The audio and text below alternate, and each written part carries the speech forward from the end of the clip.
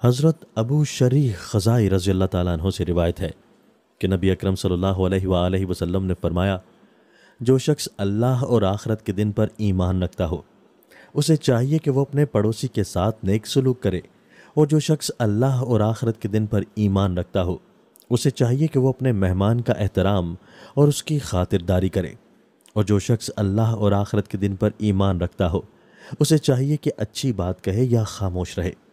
وضاحت: صرف اچھی بات کہنے یا خاموش رہنے کی اس عمدہ نصیحت نبوی پر عمل کے سلسلے میں اکثر لوگ کوتاہی کا شکار ہے۔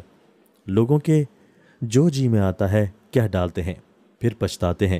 آدمی کو چاہیے کہ اگر اچھی بات ہو تو منہ سے نکالے، اور بری بات جیسے جھوٹ، غیبت، بہتان، فضول اور بیکار باتوں سے ہمیشہ بچتا رہے۔ عقلاء کے نزدیک کثرت کلام بہت معیوب ہے۔ تمام حکیموں اور داناؤں کا اس پر اتفاق ہے کہ آدمی کی عقل مندی اس کے بات کرنے سے معلوم ہو جاتی ہے، لہٰذا ضروری ہے کہ خوب سوچ سمجھ کر بولے کہ اس کی بات سے کوئی نقصان تو پیدا نہ ہوگا، پھر یہ سوچے کہ اس بات میں کوئی فائدہ بھی ہے یا نہیں، اس کے بعد اگر اس بات میں فائدہ ہو تو منہ سے نکالے، ورنہ خاموش رہے۔ اگر خاموشی سے تھک جائے تو ذکر الہی یا تلاوت قرآن کرے یا دینی علوم کو حاصل کرے۔ حضرت ابو ہریرہ رضی اللہ تعالیٰ عنہ سے روایت ہے کہ رسول اللہ صلی اللہ علیہ وآلہ وسلم نے فرمایا، 7 لوگ ہیں اللہ تعالیٰ انہیں قیامت کے دن عرش کے سائے میں رکھے گا، جس دن کہ اس کے سوا کسی کا سایہ نہ ہوگا۔ انصاف کرنے والا حاکم، وہ نوجوان جو اللہ تعالیٰ کی عبادت میں بڑھتا جائے، وہ شخص جس نے تنہائی میں اللہ تعالیٰ کو یاد کیا تو اس کی آنکھیں آنسوؤں سے بھر آئیں، وہ شخص جس کا دل مسجد میں لگا رہتا ہے۔